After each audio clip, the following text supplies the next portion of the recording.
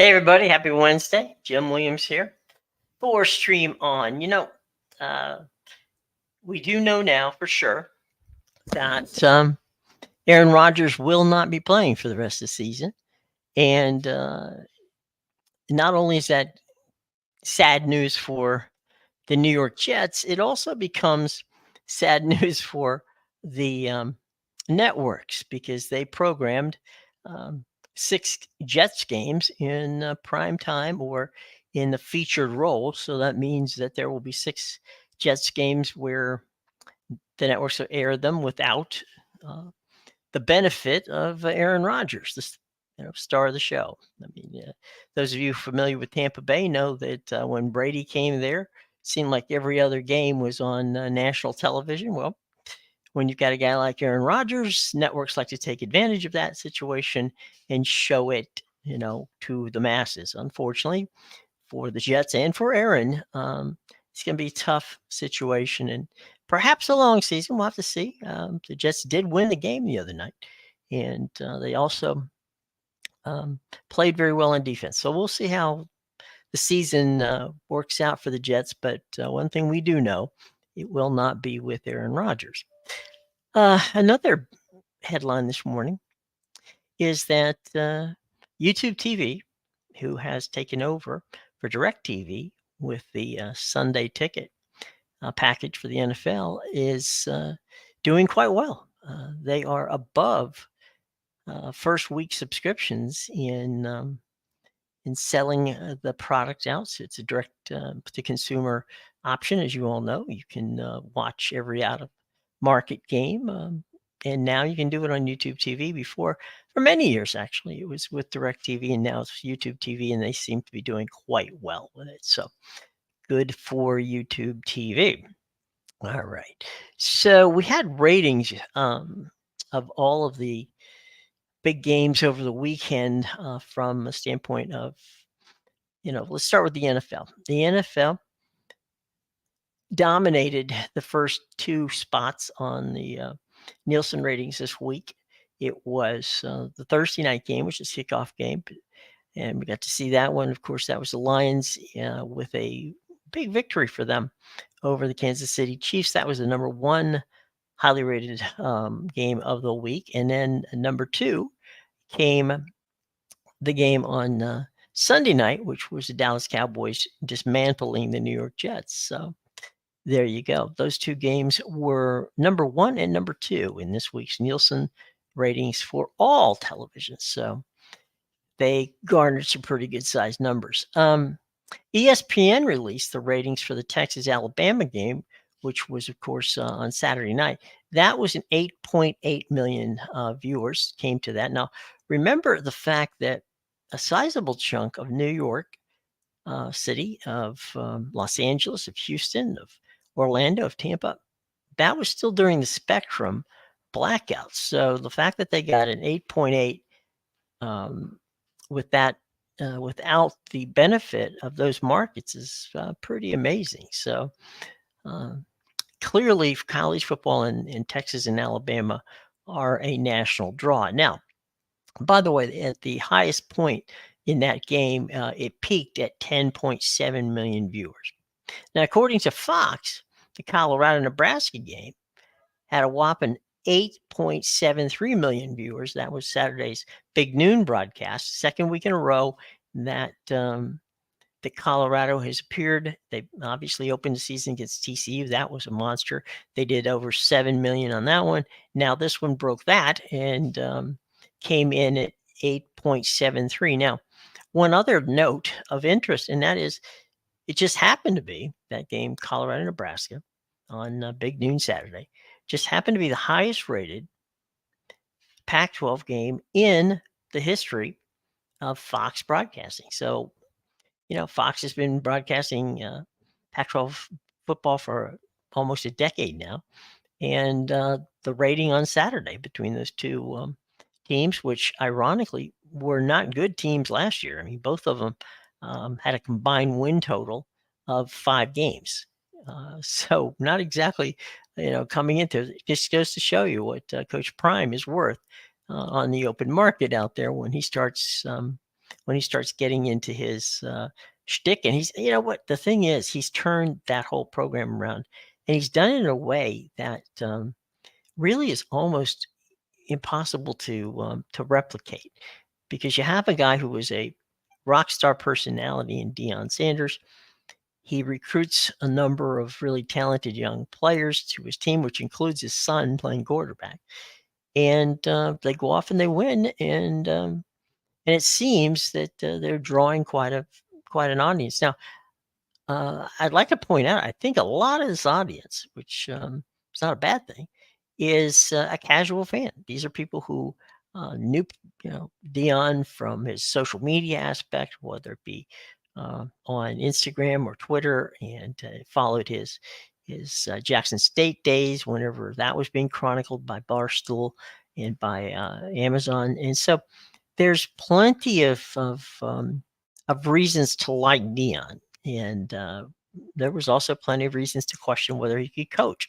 And he proved that at Jackson State, where he went and recruited some outstanding kids. And then whenever he was, people question whether or not the move to the Power Five would be something that would haunt him. It didn't. He stepped up, and so far, going into this Saturday's game against their rival Colorado State, both ESPN and Fox will have reporters on the scene in Boulder for that game. And again, another opportunity for Coach Prime and his team from Colorado to really do some big numbers. So we'll see how that plays out coming up this weekend. So I know Wednesday normally is MLS soccer on the MLS Season Pass on Apple TV Plus.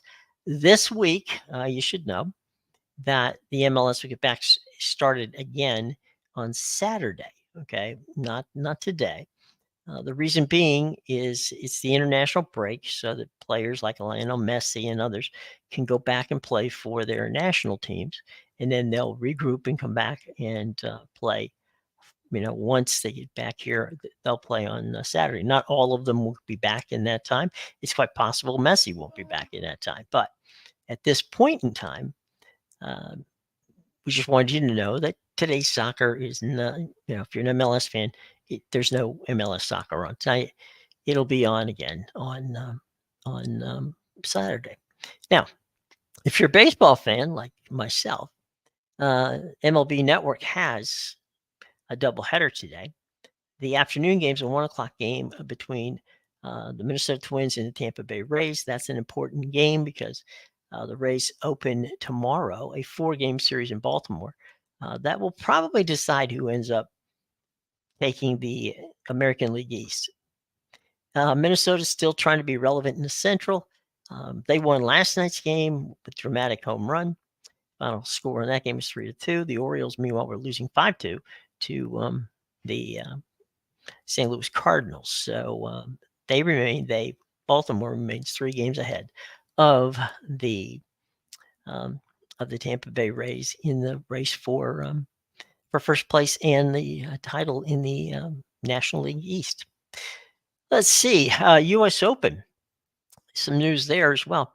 U.S. Open tennis finished with a main draw of almost just shy of 800,000 people. That's up 3% from last year's total, which was 776,120, and quite a group of people that made it to the tennis center there in Flushing Meadows to watch tennis. It seems as if each year they're getting better at breaking the records out there. I mean, that's quite a 2-week audience out at the tennis center for the U.S. Open. So good news if you're a tennis fan. That was a pretty good time. NFL and Fox, we talked about that yesterday. They're celebrating their 30th year, and it really was in this particular time, from a sports standpoint, you would have to put the NFL moving to Fox as possibly one of, if top 3 or 4 things that happened in sports history in in the last decade even. And the reason being is how many affiliates changed from CBS to Fox, giving Fox a huge advantage that they didn't have prior to that. So, TV stations around the country bolted CBS at that time. And the good news for CBS is they were able to bounce back and, do very well in the ratings from a standpoint of the entertainment side. They've done quite well there. While Fox has used their Major League Baseball and their NFL relationships as well as NASCAR to garner some solid sports ratings. So at the end of the day, it was a win-win. But back when Fox and the NFL got together 30 years ago, it was kind of a seismic change in where people watch the games as well as their view of Fox and their television network. So it was a big move. And congratulations to Fox and to the NFL. So let's see. Let's talk about, as I said before, Fox Sports and ESPN will be on assignment in Boulder. Each network will send their college football preview shows as the Buffaloes look to go 3-0 when they host the in-state rival Colorado State University. So again, Coach Prime will have his opportunity to prove to people, hey, gang, we're relevant. NFL Network will partner with the Los Angeles Kings. That's going to be a new show. It's going to be Behind the Glass, which is kind of their version of Hard Knocks. And it's going to be focusing on the LA Kings. So that's coming soon to this fall. We will keep you posted on when it is. Coming to the network. Okay. Disney is exploring kid-focused NFL telecast. Now, why is that? Well, it is because Nickelodeon has done a wonderful job of working with the NFL, and they've had some games, and it's really been good. I mean, it's been a fun time. Fans have liked it. Children have liked it. It's been a big winner for them. So Nickelodeon just announced a new weekly series called NFL Slime Time, and there'll be more details that'll come along on that. But at the end of the day, the real key point here is that Nickelodeon and CBS Paramount has decided that this is that this type of relationship where they really do kind of a cartoon version of the NFL is it's something that the audience enjoyed, something the kids enjoy, and so now everybody's going to get a chance to see NFL Slime Time on Nickelodeon. All right, okay. This week we have some Peacock exclusive games. And here's what we got this week. Peacock exclusive games this week will be number 9, Notre Dame, hosting Central Michigan. That's a 2:30 game. Now, they're going to be followed by what really is going to be, or should be anyway, a very entertaining game. That's number 8, Washington, making it to East Lansing, Michigan, where they're going to be taking on Michigan State. So Michael Penix Jr., who many think has a chance to win the Heisman, will definitely be moving with Washington. So Washington will be up there. They're 2-0. They have a chance to go 3-0. There is a total sense of chaos with regard to the coaching situation at MSU, which you all, I'm sure, are well aware of. So being there will be very interesting. It'll be interesting to see Washington taking on Michigan State in East Lansing.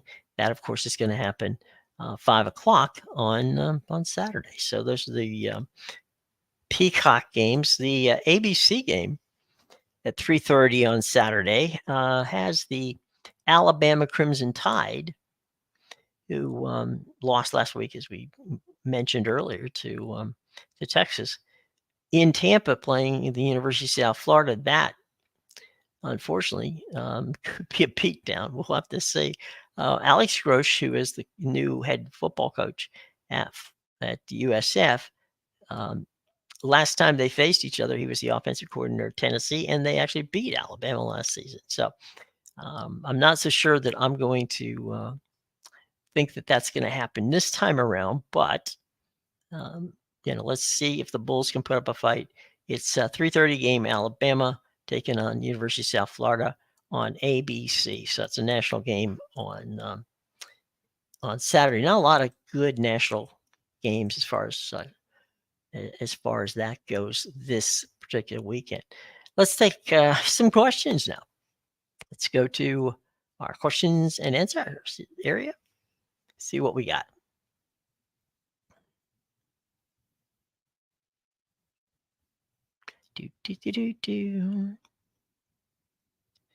Yes, the Disney Charter / Spectrum blackout is out, so you can now see the games, and I hope everybody is enjoying them now. I know a lot of you were upset that you couldn't see it, and rightfully so, but we got to see Monday Night Football, and you should be fine now. So Spectrum customers, do not fret. So Bradley, what do you want to know? So everyone who was at the Pac owes the Bills, but Washington State and Oregon State. No, actually, that's not true. What you need to do is check out, and you can find it online. Just type in your Google machine and just say Washington State, Oregon State, Pac-12 lawsuit. And all of the information, which can get very, very detailed, is in there, and it'll explain what Washington State and Oregon State are trying to keep and why the bills need to be straightened out. The judge laid it out in very, very plain English for all of us lawyers to read. So suggestion would be to check it out. It's very simple to find on the websites out there. I would suggest USA Today or ESPN. They all have. Heather Dinich has a good article on it. So Heather's at ESPN, so give that a shout out. Or if you get The Athletic, try that one as well. All right. Again, okay. Dave saying that he enjoyed watching the NFL on YouTube. That it's easier to watch and streams better than what was going on with his DirecTV, and he thinks that it's actually more reliable. Well, that's good to hear. Definitely good to hear. I know that Apple had tried to get that package, and a lot of people were concerned about why didn't Apple get it. And at the end of the day, Apple wanted to use it as a promotional tool to help, drive people for Apple subscriptions. The NFL didn't like the idea that Apple was going to just kind of give it away, even though Apple would have paid, the NFL for the rights to do whatever they wanted to do with it. And so they went ahead, meaning the NFL, deciding that model that Apple had presented wasn't the model they wanted, went ahead and went with YouTube TV. Again, that's chronicled in Sports Business Journal and Front Office Sports. I'll give you details on how that went down. It went down, 6 months ago, but by all means, if you want to really read about how detailed Apple was about using it as a loss leader, if you will, to get subscribers, which wasn't really a bad idea, and how the league reacted and wanted to then move it over to YouTube. Well, again, highly recommend. All you have to do is check Front Office Sports, just type in there and type in about NFL package, and it'll pop up there, and you can read to your heart's content about how that all came about. Let's go down our list here real quick.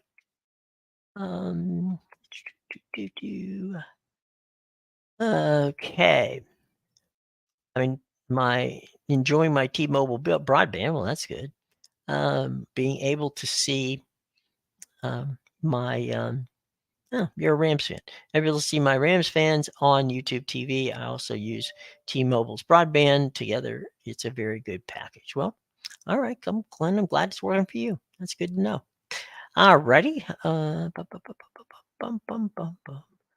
Uh, Sokol wants to know when will the contract end of the YouTube TV contract with the NFL end. They just signed a new deal. It's not going to end for 10 years. So um, hang in there. Guess he did. That's a no. Prime real estate, right? You know what, Tyler, you're right. So suddenly it looks like Tyler is among the many new converts to Colorado Buffalo football. He's saying that looking for them to go 3-0 and, go coach Prime. So, Tyler, I guess you weren't a Buffaloes fan before, but hey, now you are. So good on you. And I'm glad that you're enjoying Coach Prime and what's going on. It's going to get a lot tougher, okay, when he starts playing against, Pac-12 competition. So it's really fun right now, but hang in there. We'll see how he does as he moves forward.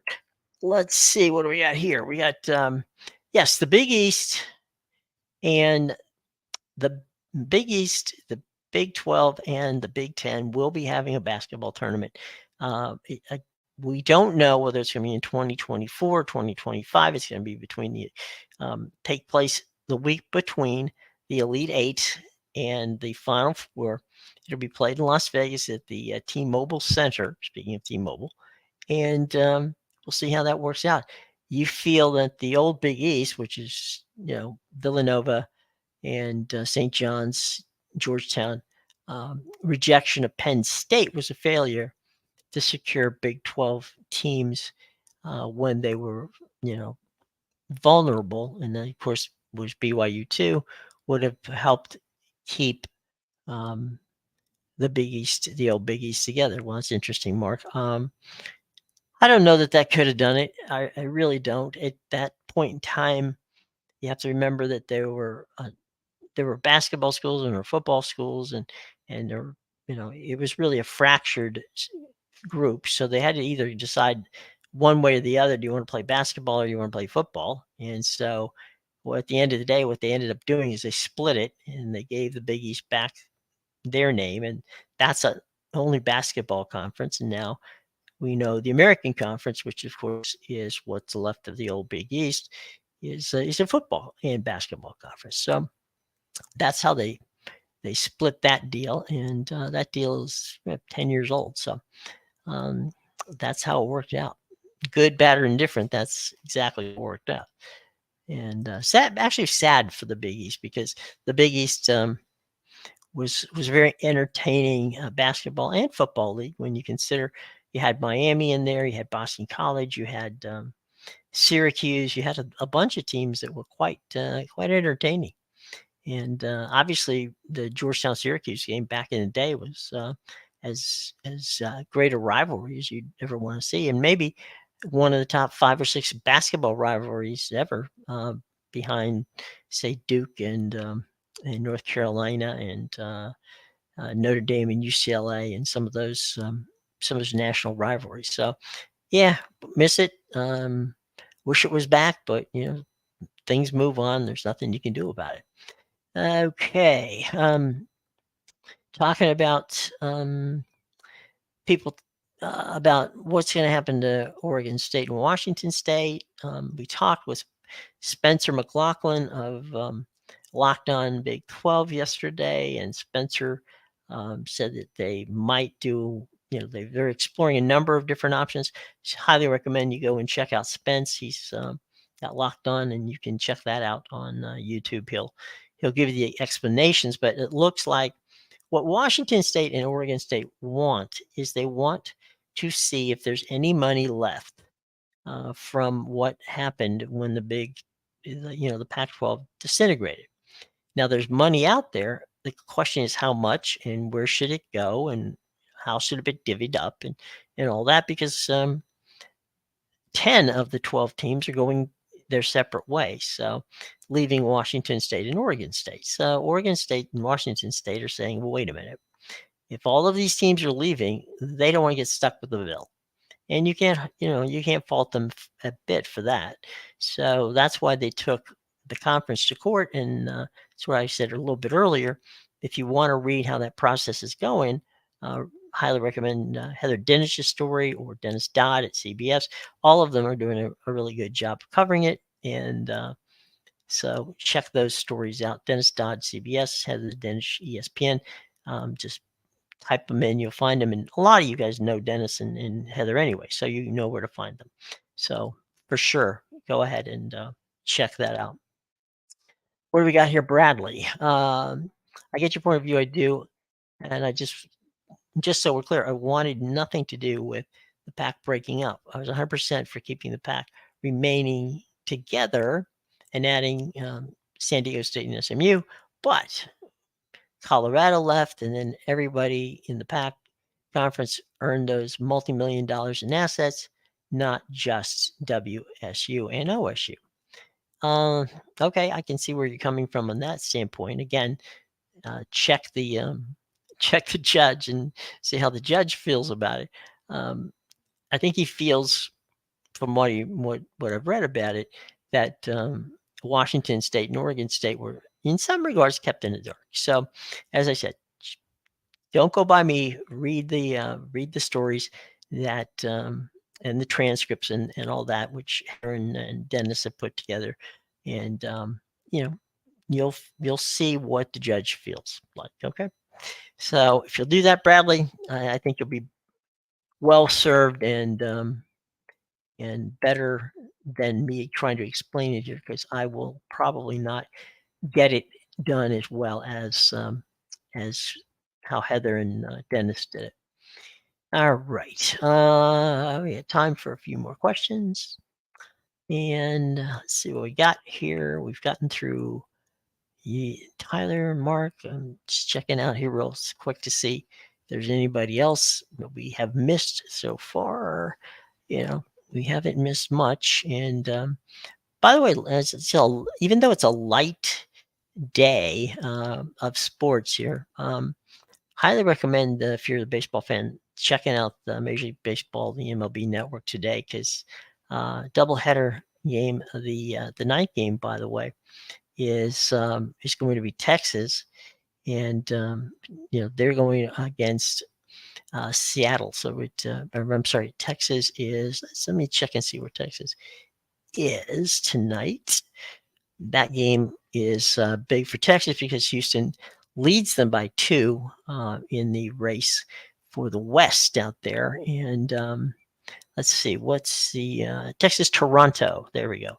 7:07 on MLB Network. Montgomery against Klitsch. As I said before, the early game, which is a 1 o'clock, actually 1:10 first pitch, is Tyler Bradley for the Rays, and and we've got Keuchel on the mound for Minnesota. So that's there's your pitching matchups for the 2 games that are on MLB Network today. So by all means, check them out. And I think that nothing but like pennant race baseball, the drama's there. And by the way, last night in the game against the aforementioned Toronto and Texas, Max Scherzer got a cramp in his arm, and we hope that that's all that was a cramp in the arm. We hope that it's something that they can, that'll put Max back in the show. And our buddy out in the Phoenix, Immaculate, how you doing this morning? Hope you're doing well.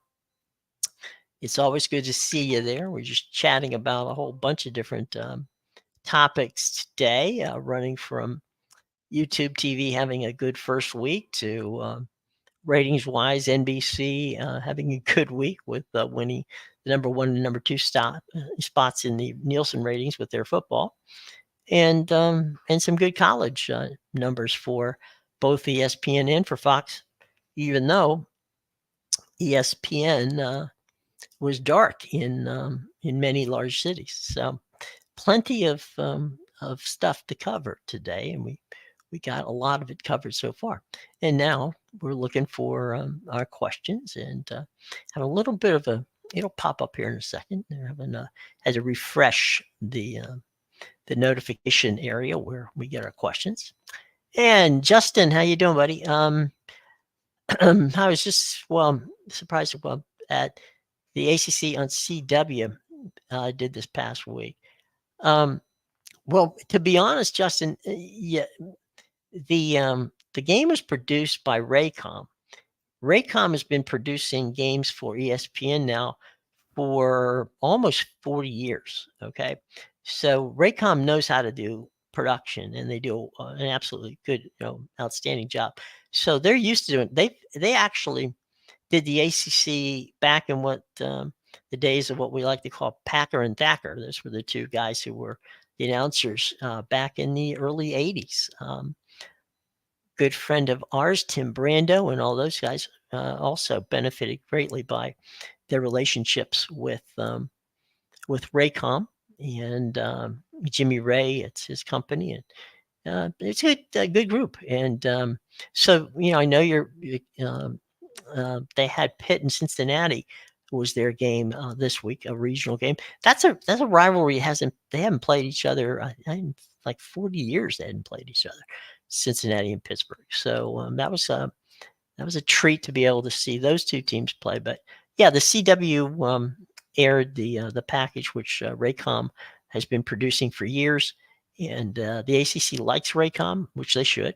And it's don't be surprised about the quality of the ACC production, because those guys at Raycom do a really, really good job. So keep an eye out if you're an ACC fan, or even just a football fan and you want to check it out on CW, because I know you're not used to watching football on CW, because this is the first, actually this was the first game that they had on. So they have more coming. It's a regional package of just ACC football and basketball. So Justin, and I'm glad you enjoyed it. ESPN numbers should rise this weekend. That's a good question, but I don't know, because there's some games. Florida, Tennessee should get a decent number. I think that let's see. I believe Colorado State might get a good number. I don't know. That's Colorado State is the Mountain West. I mean, this it kind of has all the markings of a trap game. You've got a Colorado team that has been the darlings of the college football world with the Deion, and then you've got their rivals, Colorado State, from the Mountain West, who usually plays them tough under any circumstances. And probably this year they want to just, go out there and see what they can do to beat them. So, it's going to be, I would be wary if I'm a Colorado Buffalo fan, not to get too cocky here. Colorado State's a good football team, and I wouldn't get too complacent on that one. I wouldn't just kind of look at them as like, oh, well, great. We get to play them. They're not Baylor. They're not TCU. Well, they're not, but they're also not bad. So we'll see how that shakes out. But this week's slate of games doesn't really have the sexy games that some of the last week had. Last week had a couple of maybe 5 or 6 marquee games. This week we don't even have close to that. I think there's other than Florida, Tennessee, I can't really think ahead that of any really blockbuster games in this week, and that's okay. It's going to happen. Those weeks are going to happen. You're going to get weeks when things aren't as cut and dried or entertaining as others. So we'll see. And some of those games that that look on paper like they're not going to be fun to watch, don't be surprised, because a lot of times those are the games that jump off the page and get you when you're watching TV. You sit there and go, wow, how come Colorado State is up by 20 on Colorado? It's not supposed to be this way. Well, that's why they played the game, gang. So there will be games to watch this weekend that will be very, very entertaining. Don't forget, do I think the Pac-2 drama will drag on long enough to cause a second CFP meeting to be made worthless. I don't think. I know the CFP is meeting the end of this month. Yeah, I think that the key to this whole thing, guys, and again, Heather and Dennis have done a good job chronicling it. The key here is, can Oregon State and Washington State come to an agreement with the remaining teams in the conference that allows them to do what they want to do, which may be keep the name of the conference. We've already said, yesterday I went into detail about how that was there's precedence for that because the Big East was able to do that. Perhaps they can do the same thing the Big East did. We'll see. Anyway, there's also money there, but nobody really at this point in time has a real solid concept of what figure it there, what are the assets and what are the liabilities. So that has to be, there's probably going to be some forensic accounting going on there. That's going to take a while. So if they can come, they meaning the big two there, can come to some sort of an agreement. Well, we'll do this, we'll take this in like what in essence would be a settlement. And everybody goes their separate ways. That would probably be the cleanest and the easiest way for this to happen.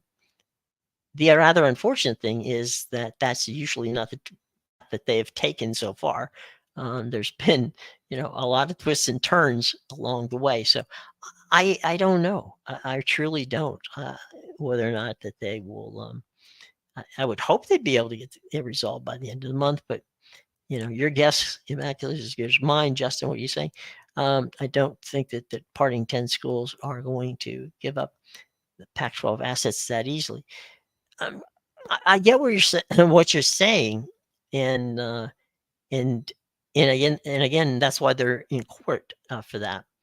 But in fairness, it was those 10 who decided to blow the conference up. So whether or not they are they going to let the assets go? No, they're going to want some money. But then again, if that's the case, then they owe money to Comcast, and they also owe money to the Holiday Bowl, because there's money out there that the conference owes. So if that's the case, fine. Then split those bills 12 ways.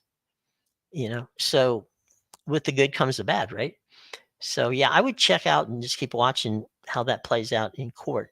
And they seem to have a very competent judge. He's doing a very good job paying attention. So, all right, my opinion, it would be unfortunate if while pursuing short-term goals that they hang themselves, harming themselves long-term. That's exactly what I think would happen. I do think that perception of this would come totally, from total craziness. I think they would not be pleased.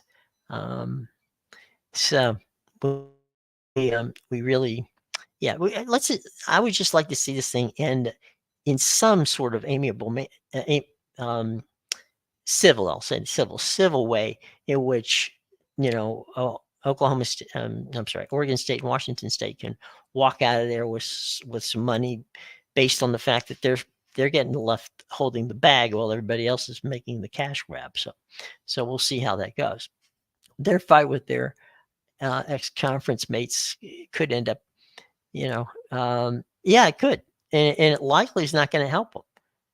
It could hold up the CFP business, but the problem is that the CFP's got to get that part of it done. I mean, that's the problem. They CFP's on a timeline because 2025 they have to have a new thing in, playoff system set in place.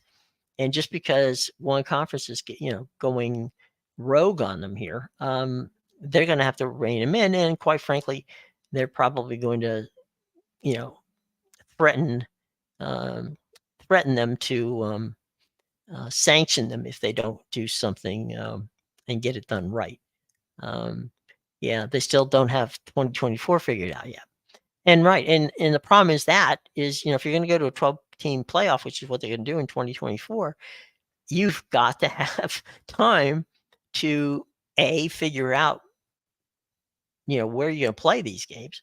Now, some of them are going to be played on campuses, which is fine, but some of them aren't, and so the venues you have to nail down.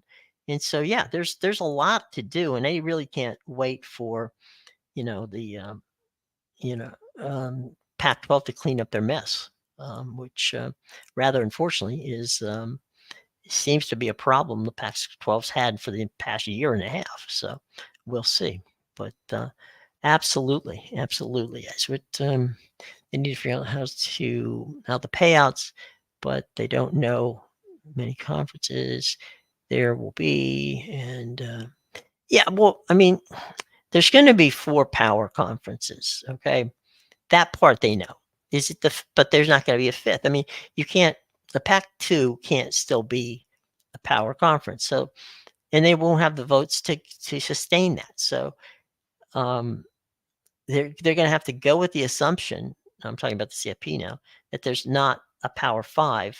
There's definitely only a Power 4 now, and that'd be the ACC, the Big 10, the Big 12, and the SEC, because the Pac-12 is down to 2 members, and I don't think that they can backfill it in any way, shape, or form that would give them the Power 5 ranking.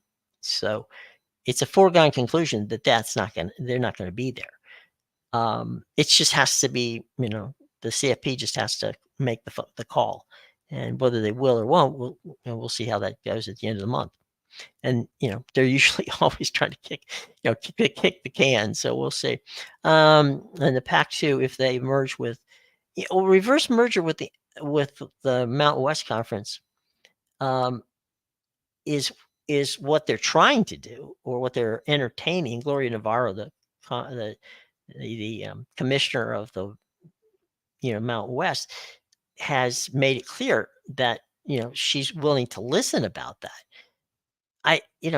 Maybe they get a year, maybe not, of power conference payouts, but they don't even have a media deal. So I don't know where the money for this venture's coming. And the Mountain West has a TV deal, but it's only $4 million compared to what the PAC had, which was at the time $24 million. So again, I'm not good at math, but I know 24 is more than 4.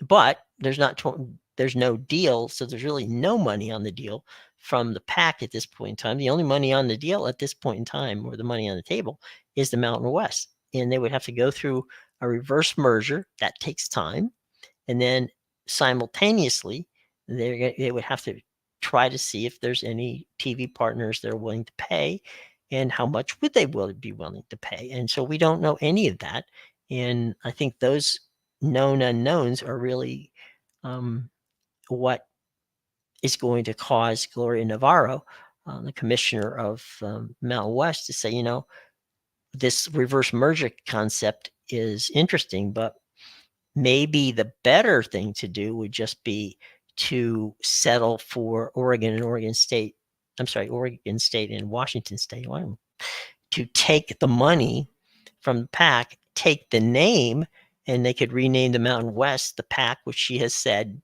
she would entertain that too. So you could keep the Pac-12 brand under the, and shelf the Mountain West Conference.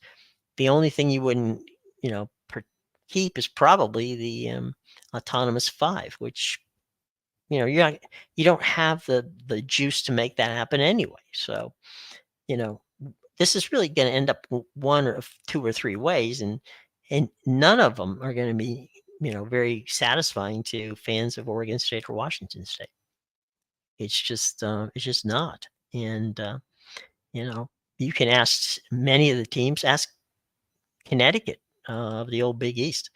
They weren't pleased with how things shook out over there, and there were a lot of teams that weren't. But unfortunately, that's just how it came down. And so, I really think that the PAC is headed in that direction of the old Big East, which it's sad, but unfortunately, it just seems to be that's it. And for them to continue to argue and fight about it is not going to change the result. It's just going to postpone the result. So we'll have to see. All right, gang. You know what? I'm going to be back at 2:00, and looking forward to having you guys back and around. Matthew, if you want to come back at 2:00, and love to have you. Great. I'll send you a link, and we can talk more about this. It's a bit of it's an ongoing soap opera, but I don't think it's going to be ongoing that long. We'll have to see how it plays out. Well, look, gang, thanks a lot for joining. Oh, you got one quick thing. Okay, what is it? It is, speaking of UConn, if UNC leaves the ACC at some point, I think that they're a candidate for backfilling the ACC. Certainly feels, yeah, I mean, look, UConn should have been in the ACC in the first place, but, we're going back to revisionist history here. They were blocked at the time by Syracuse and by Boston College. And as a matter of fact, if you remember, the Boston College president went on radio, mentioned that was the reason that they were blocked, that they decided to block them. Then an hour later came back and said, well, wait a minute, no, I didn't mean to say it that way. That was not, we didn't mean to block them. Well, okay, either you did or you didn't. It doesn't really matter now because, that was years ago when it's all said and done. But yeah, UConn deserves a place at the table. They have been an outstanding basketball power, and they're rejuvenating their football team. So absolutely, 100%. Guys, thanks a lot. Really appreciate you coming by this morning, and looking forward to seeing y'all back here at 2:00. Okay. All right. So enjoyed the show. You guys always make it entertaining, and I do my best to keep the trains on the tracks. Okay. All right. Until tomorrow. I'm sorry, until 2:00. I'm Jim Williams. Have a great day. If you can join us at 2, great. If not, we'll see you at 10 tomorrow.